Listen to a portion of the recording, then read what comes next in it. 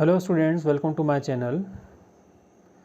In today's video we are going to discuss about the probability distribution of a discrete random variable. In an earlier video I have already given a brief idea about the random variables and their types. There are two types of random variables. One is discrete random variables and the other is continuous random variable. In this video we shall discuss only the probability distribution of a discrete random variable. So let's start and see what is probability distribution of a discrete random variable.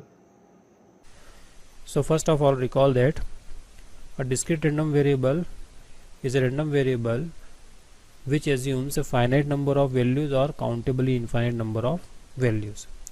Now what is the meaning of countably infinite number of values? The meaning is the values assumed by the random variable x are infinite but can be arranged in order, like first value, second value, third value and so on up to infinity. In such case the random variable x is called a discrete random variable. For example, a random variable x denoting the number of heads in tossing 3 coins together. So if we throw 3 coins together, then in the outcome we may get 0 heads. So value of x will be 0. We may get 1 head out of 3. So value of x will be 1. We may get 2 heads or 3 heads. So values of x vary from 0 to 3. So in the experiment of tossing 3 coins together, we may get 0 heads, 1 head, 2 heads, 3 heads, any one of them. Therefore this is a discrete random variable. Similarly, if we take sum of numbers on upper faces in throwing 2 dice together.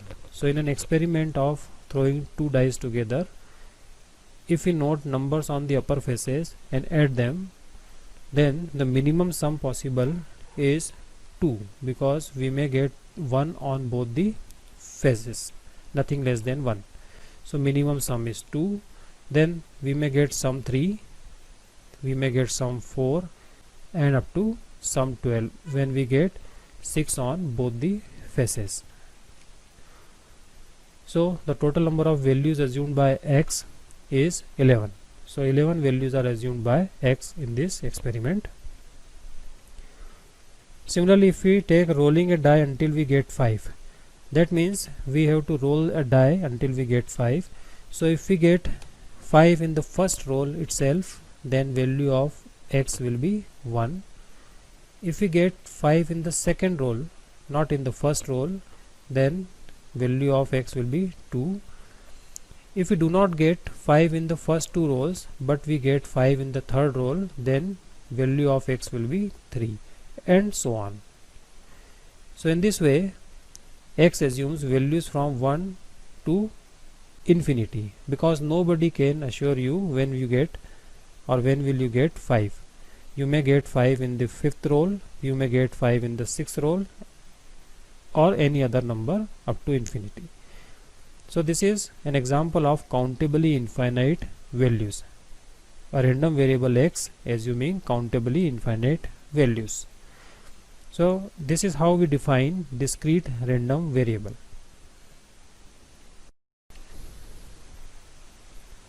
Now what is probability distribution of a discrete random variable? The probability distribution of a discrete random variable is nothing but a table showing the values of the random variable together with their probabilities. So this table is called the probability distribution of the discrete random variable x, provided the sum of all the probabilities is equal to 1. So such tables are called the probability distribution of discrete random variable. We shall see examples. Now sometimes instead of giving a table, we specify some formula or function which can give the probability of x assuming a particular value. That formula is called probability mass function. So sometimes instead of giving the table, we give a formula. So if we find, or we can find formula fx equal to probability of x assuming a particular value x, where this x, small x, belongs to the sample space or its domain, provided the values of all f x greater than or equal to 0 and sum of all fx equal to 1, because they are probabilities. So sometimes we can find a formula or function like this. So such function will give the probabilities of x assuming particular values. Therefore it is called probability mass function. So these two are together called probability distribution. Sometimes you give a table showing the values of the random variable together with the probabilities, and sometimes you give a function or formula for the probabilities. So probability distribution of discrete random variable is defined like this, either by table or giving or specifying a function.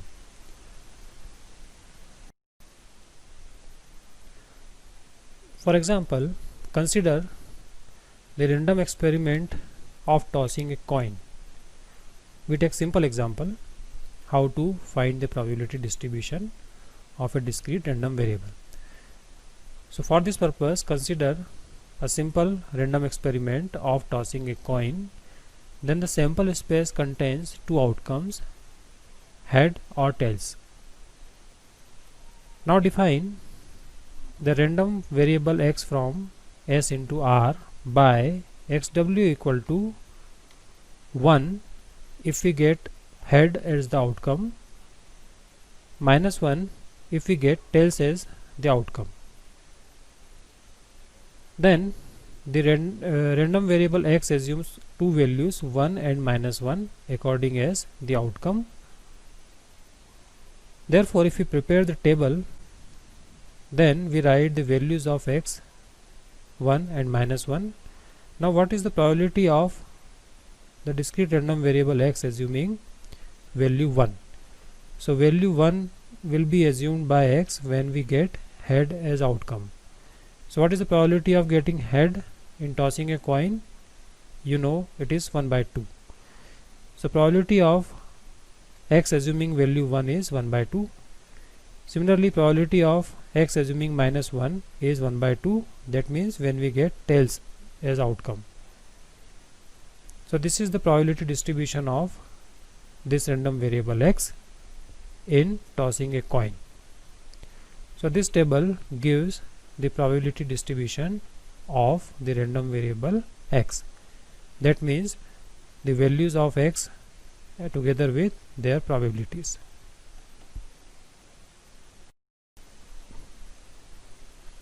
Now consider the random experiment of throwing two dice together. Then what is the sample space of this experiment? The sample space contains these outcomes, these ordered pairs 1 1 1 2 up to 6 6. So first outcome means 1 1 means we get 1 on both the faces or both the dice. Then the second 1 2 means we get 1 on first die and 2 on the second die, and so on up to 6 6 when we get 6 on both the dice. Now define the random variable x from s into r by xw equal to sum of numbers on upper faces on both the dice. So we note the numbers on both the faces of the two dice and add them. So what we get? We get these values of x.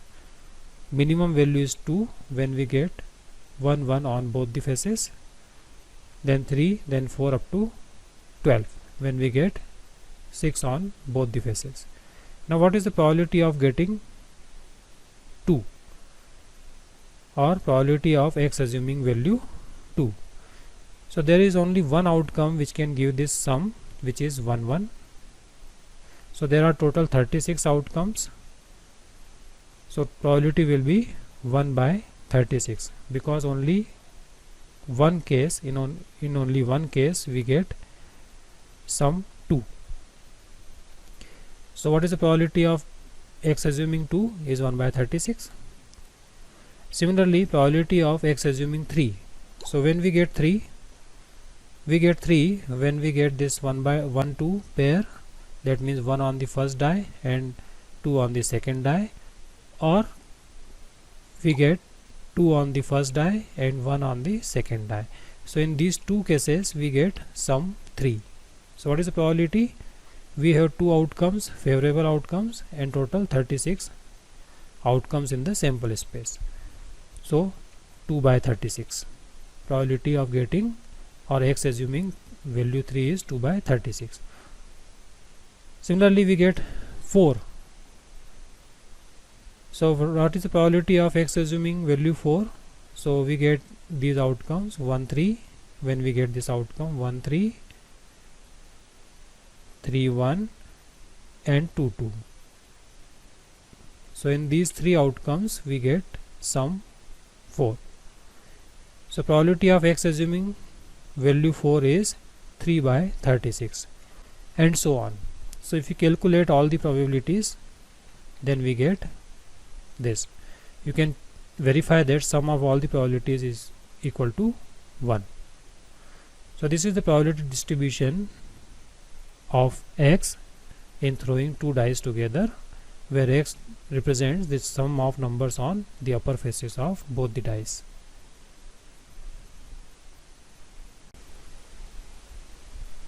Now consider the example. If we roll a die and let x denote the number of rolls until the first 6 appears, then what are the values taken by the random variable x? So if we roll a die once and we get 6 immediately, then the value of x will be 1, because in the first roll itself we get 6. So in that case value of x will be 1. Now if we roll the die again and we do not get 6 in the first roll, but we get 6 in the second roll, then in that case the value of x will be 2. Similarly, if we get 6 in the third roll, not in the first two rolls, then the value of x will be 3. So these are the values taken by x, 1, 2, 3 up to infinity. Why infinity? Because nobody can assure you when will you get 6. Okay. Now what are the probabilities of x assuming these values? So if we consider x equal to 4, that means we get first 6 in the fourth roll. That means we do not get 6 in the first 3 rolls. So how to calculate the probability of x assuming value 4? Now note that probability of getting 6 in rolling a die is 1 by 6 and not getting 6 is 5 by 6. So when we get 6 in the fourth roll, not in the first 3 rolls, then in the first 3 rolls we do not get 6. That means in the first roll we get any other number, and in the second roll we may get any other number from 1 to 5. In the third roll we may get any other number from 1 to 5, and in the fourth roll we get 6. That means 1 by 6. So these 5 by 6 denote in the first 3 rolls we do not get 6. So total probability is 5 by 6 to the power 4 minus 1 into 1 by 6. That means 5 by 6 to the power 3 into 1 by 6. So this is how we calculate the probability of x assuming value 4. So in general, probability of x assuming any other value can be generalized. So we get this formula. So probability of x assuming a particular value x will be 5 by 6 to the power x minus 1 into 1 by 6, where 5 by 6 to the power x minus 1 denotes that in the first x minus 1 rolls we do not get 6. we get 6 in the xth roll. So this formula will give the probability of x assuming a particular value x. Therefore this formula is called the probability mass function. So you get an idea of getting probability mass function. Therefore if we prepare the table, we get this table probability distribution as, so value of x equal to 1, then probability is 1 by 6. Just put x equal to 1 there. That means in the first roll itself we get 6. Then probability of x assuming 2 is 5 by 36. That means we get 6 in the second roll, not in the first roll, and so on.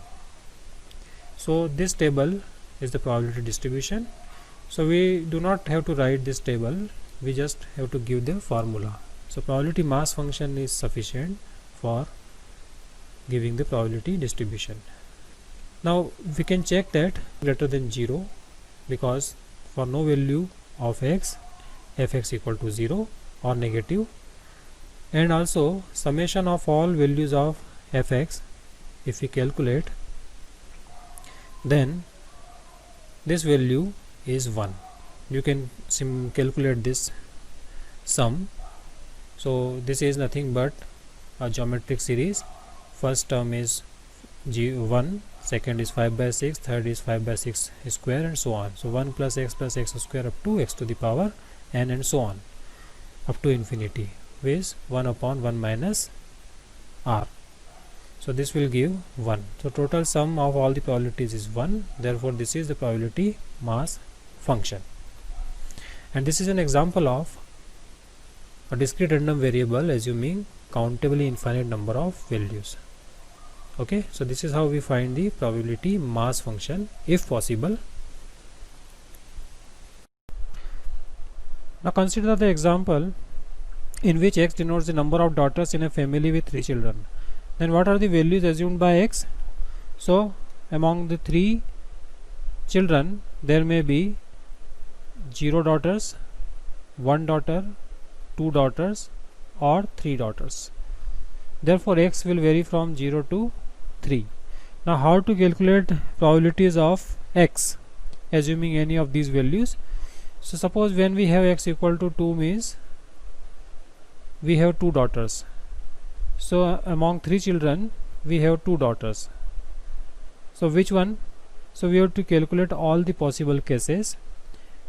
So if we have 2 daughters among 3 children, then the 2 daughters may be first 2 daughters and the third is son, or first and third may be daughters and the second will be maybe son, and so on. So in all possible cases we have to count the number of daughters 2. So in a family the probability of having a daughter is 1 by 2 and probability of having a son is 1 by 2. So with these probabilities we have to calculate x assuming the value 2, that means 2 daughters. So in the family I have first son and other 2 daughters, or a family may have first and third daughters and second son, or a family may have first 2 daughters and the third son, and so on. So in all possible cases we have to calculate the probability of x equal to 2, that means having 2 daughters. So when we calculate all these we get the formula like this: 3c2 1 by 2 to the power 2 and 1 by 2 to the power 1. That means these are the 2 daughters and this is the only son, and this 3c2 will give all the combinations in which we can have 2 daughters. So in general the formula fx equal to probability that x equal to x, this is 3cx. Okay, 1 by 2 to the power x, then 1 by 2 to the power 3 minus x, which we can simplify as 3cx divided by 8, x equal to 0 1 2 3. So this is the probability mass function in this case. This will give the probability distribution. Therefore, if we find the table, then the values of x are 0, 1, 2, 3, and the probabilities, corresponding probabilities are 1 by 8 when we put x equal to 0. So 3c 0 by 8, then 3c 1 by 8, then 3c 2 by 8, and 3c 3 by 8. So you can see when we take sum of all these, we get 1, and all the values of f are positive. Therefore we get the probability mass function like this, which can give the probability distribution of x. So now we find some statistical averages of the discrete random variables. The most popular statistical averages which are widely used are the expected values of the random variable x, that means the mean, then the variance, and the standard deviation. So there are three most popular statistical averages: mean, variance, and standard deviation. So let's see how they are defined in case of discrete random variable. So the statistical averages, mean, expected value, variance, and standard deviations are calculated as follows. Let x be the discrete random variable with probability mass function fx. Then the first we calculate expected value or mean of the random variable x. So this is the notation we use for mean of a random variable. So mu, this notation is mu, this notation x bar or expected value of x. Sometimes we use expected value of x. This is used in statistics, x bar, and this is another notation for the mean value of the random variable, and this is defined as summation over x into fx. So this is the mean when we are given fx, and when we are given the independent values or table, then we can find the expected value or mean like this: xi into pi summation I equal to 1 to n. So whatever be the case, if you are given fx, you can find mean by using this formula. If you are given the table, then you can find mean by using this formula. This is called the expected value of x, and this formula is obtained from the formula of mean from statistics, where we have in case of frequency distribution, we have fi xi divided by total number of cases n. So if you slightly modify this formula and write this as fi upon n, fi is the number of times xi is repeated, then fi upon n will become the probability, because fi is the number of cases favorable to xi and n is the total number of cases. So this will become pi into xi. So this is how we find the mean or expected value of a discrete random variable x. Then variance of x is sigma x square. Sigma x square is the symbol for variance, and it is defined like this: x minus mu square into fx, using the same concept of variance in statistics, which on simplification gives x square fx minus mu square. This is familiar in statistics. And if you are given the table, that means probability distribution in tabular form, then you can use this formula: xi square pi minus mu square. Mu is the mean. And the standard deviation, denoted by sigma x, is defined as the positive square root of variance of x. So positive root of variance of x will give the standard deviation. This quantity is called standard deviation. These are the three statistical averages of a discrete random variable. Now consider the example. So in this example, a dealer in refrigerators estimates from his past experience the probabilities of his selling refrigerators in a day as follows. So in this table you have been given the number of refrigerators sold in a day together with their probabilities. Then you have to find the expected number of refrigerators sold in a day and the standard deviation. So this is the probability distribution. Therefore, the expected number of refrigerators sold in a day will be the expected value of the random variable x. So first of all, we take random variable x to be the number of refrigerators sold in a day. So let x denotes the number of refrigerators sold in a day. Then the expectation of x, or the mean of x, or the expected number of refrigerators sold in a day, is equal to summation xi into pi. Xi means the value or the number of refrigerator, and pi is the probability. So if we find this sum will be found like this. This sum is equal to 0 into 0.03 plus 2 into 0.20 plus and so on up to last value is 12 into 0.15. So this sum goes up to 12 into 0.15. So sum of all these values is 7. So if you find the sum, value is 6.79, which is almost equal to 7. Therefore, on an average, 7 refrigerators are sold in a day. So now we find the standard deviation. To find the standard deviation, first we need to find the variance. So variance of x is summation x square pi minus mu square. Mu is the mean. So this value is found by taking the sum xi square. X1 square means 0 square into 0.03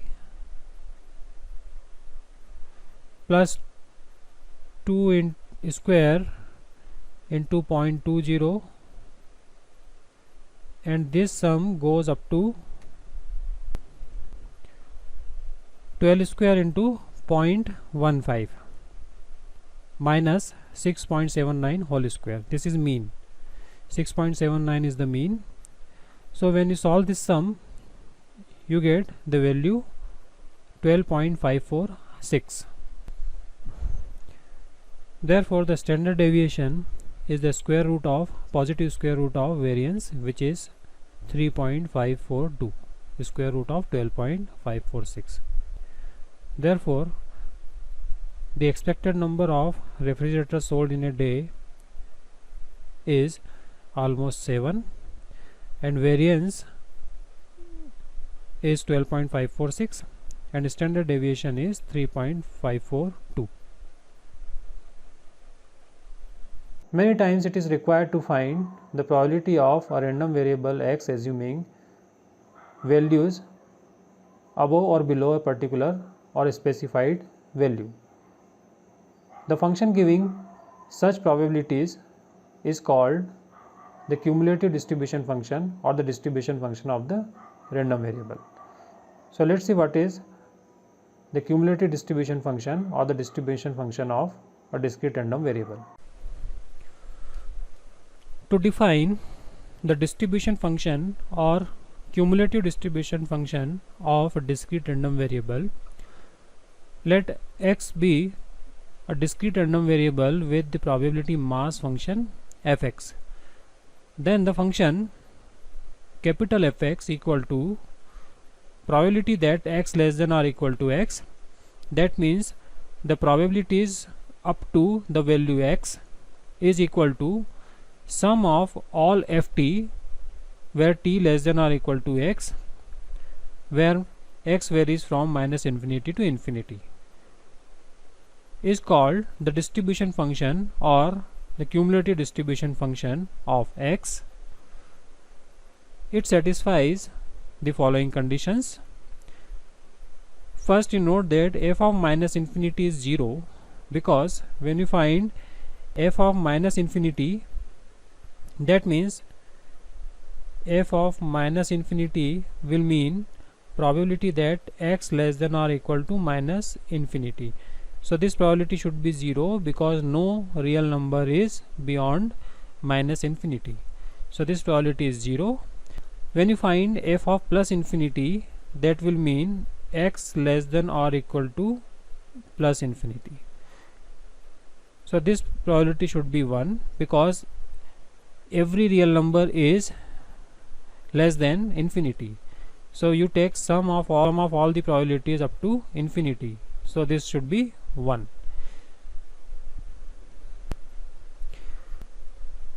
The second condition is, if a less than or equal to b, then f of a less than or equal to f of b. This is clear from the definition, because the function is cumulative and increasing. Therefore, if a less than or equal to b, then f of a less than or equal to f of b, where a and b are any given real numbers. Third condition, if the range of x consists of the values x1 less than x2 less than x3 up to less than xn, that means n values x1 x2 up to xn, then the value of the probability mass function can be obtained like this. So f of xi equal to capital F of xi minus f of xi minus 1, where I equal to 1 2 3 up to n. So this is from the definition, because this f of x1 is probability that x less than or equal to x1, and f of x2 is probability that x less than or equal to x2.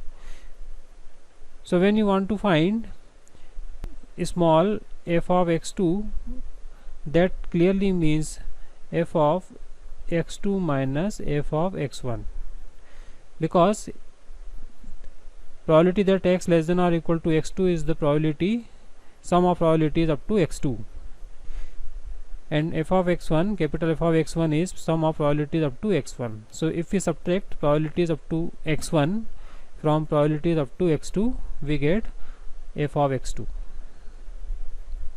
Okay, so this is the formula for finding probability mass function. So this is called the distribution function or cumulative distribution function of the random variable x. The difference between probability mass function small fx and the capital Fx is that the capital Fx is defined for all real values. You can define it for all real values, and you can find its value for all real values. We will see in an example.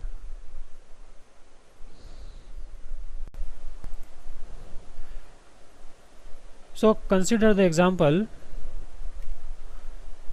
The distribution function of the random variable x that has the probability mass function as small fx equal to x by 15, where x equal to 1 2 3 4 and 5, and it is 0 at all other values except these values. So by definition, the cumulative distribution function or distribution function capital Fx equal to probability that x less than or equal to small x. So this small x is could be any real number. It may be positive or negative or fraction or rational number or irrational number. It could be any number, and it is equal to sum of all the ft's where t less than or equal to x, and this can be found like this. So when x less than 1, so if you put x less than 1 any value like 0, minus 1, minus 1.5, minus 2, any value, then this capital F x equal to 0, because small fx probability mass function is 0 for all other values less than 1. Now what happens when x is between 1 and 2? Between 1 and 2, x assumes only x equal to 1. At x equal to 1 we have small fx or probability mass function as 1 by 15. So we can find capital Fx for any value between 1 and 2. Like if we want to find f of 1.75, that will mean probability that x less than or equal to 1.75. That clearly means that probability that x equal to 1 only, because x less than 1.75, the only value less than 1.75 is x equal to 1. Okay, so probability that x equal to 1 is nothing but f of 1, which is 1 upon 15. So for any value between 1 and 2 we have capital F equal to 1 by 15. Okay, then between 2 and 3 the only value assumed by x is 2. The only value assumed by x is 2. Okay, so what is probability that x less than or equal to 2? That means f of 2 is probability that x equal to 1 plus probability that x equal to 2. So when we add 1 by 15 and 2 by 15 we get 1 by 5. Okay, so between any value, for any value between 2 and 3 we can find f of x. For example, if I want to find f of 2.25, that means x less than or equal to 2.25. So this means probability that x equal to 1 and probability that x equal to 2. So that will give 1 by 5. So for any value between 2 and 3 we can find cumulative distribution function. Similarly, for all other values you can find capital Fx of cumulative distribution function. So between 3 and 4 we have 2 by 5, because between 3 and 4 x assumes only value 3. So probability that x less than or equal to 3 will be sum of all the probabilities up to 3, and so on. Look at the last value, x greater than or equal to 5. So when x greater than or equal to 5, any value, so say x equal to 5, then what is f of 5? F of 5 will be probability that x less than or equal to 5. That means probability that x equal to 1, probability that x equal to 2, probability that x equal to 3, probability that x equal to 4, and probability that x equal to 5. So you can see, if you take the sum, then you will get 1, sum equal to 1. So for any value greater than 5, like 7.5, we always get 1. This is how you can find the distribution function or the cumulative distribution function of the random variable x. Look at the structure of a capital Fx. You have to take only these endpoints. So here you can see the endpoints of these intervals are the values taken by the random variable x. So this is how you find the cumulative distribution function of a discrete random variable. And cumulative distribution function is defined for all real values. So for any given real value you can find the cumulative distribution function. Now look at this example. In this example you have been given the cumulative distribution function or the distribution function given by this capital Fx. Then you have to find that probability of x between 2 and 6 including, and second the probability distribution of x. So first of all you note that the values of x, the values of random variable x are 1, 4, 6 and 10. So if we look at the endpoints of the intervals, we find that the values taken by the random variable x are 1, 4, 6 and 10. These are the only values taken by x. So when we find probability that x is in between 2 and 6, then clearly between 2 and 6 x assumes values 4 and 6.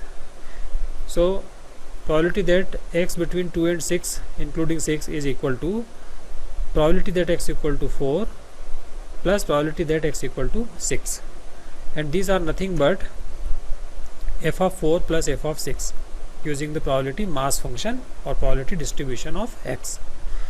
Now using the formula, how to find f of 4 probability mass function using cumulative distribution function? So by using the formula, f of 4 equal to capital F of 4 minus f of 1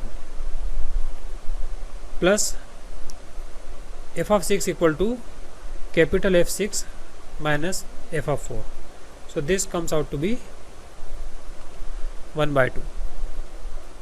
So probability that x between 2 and 6 including 6 is 1 by 2. Now to find the probability distribution of x, we note that x takes values 1, 4, 6 and 10. So we have to find the probabilities at x equal to 1, 4, 6 and 10. So to find probability that x equal to 1, we use this. Probability that x equal to 1 is by looking at the value of capital Fx. So here x equal to 1, at x equal to 1 we have 1 by 3, and at x equal to 0 we have 0. So f of 1 minus f of 0, if we find, then we find that it is 1 by 3. So it is 1 by 3. Now how to find probability that x equal to 4? So probability that x equal to 4 is equal to f of 4, which is equal to capital F of 4 minus f of 1. So capital F of 4 is 1 by 2 minus 1 by 3. So this is 1 by 6. Similarly, if we find capital probability that x equal to 6, then this is equal to f of 6 minus f of 4. So f of 6 is equal to 5 by 6 by using the given function. F of 4 is 1 by 2. So if we find this, we find that it is equal to 1 by 3. And similarly we find probability that x equal to 10.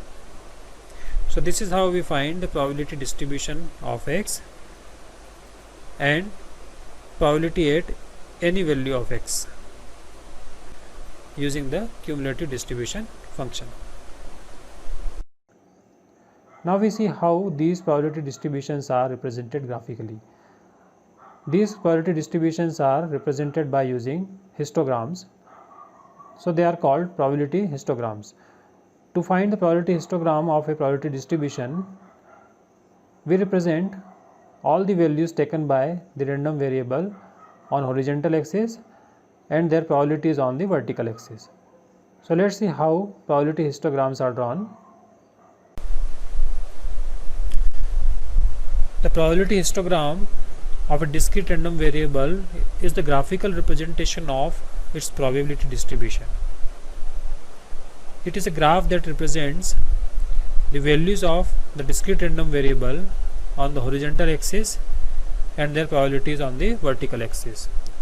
For example, if we take this discrete random variable taking the values 0, 2, 5, 8, 9, 10, 12 with the probabilities 0.03, 0.20, 0.23, 0.12, 0.22, 0.05 and 0.15 respectively, and if we draw the histogram of this discrete random variable, then we have to take all these values from 0 to 12 on an horizontal axis and these probabilities on the vertical axis, and the probability histogram will look like. So this is the probability histogram of this problem. Look at here, at each value of x, one rectangle is erected and the height of the rectangle gives the probability of that value. One thing you should note that in probability histogram, the width of each rectangle is taken as 1, so that when you find the area of the rectangle, then the area of rectangle will give the probability of x assuming that particular value, because in that case area of a rectangle, of any rectangle, will be length into breadth. So when breadth is 1, that will be only length, so area will be only length when you take breadth 1. So if we find area of rectangle at 2, then that will be 0.20 is the length into 1, so that will be 0.20. So area of the rectangle will give the probability of x assuming that particular value. So that's why we take the breadth of each rectangle equal to 1, and the height of rectangle will give the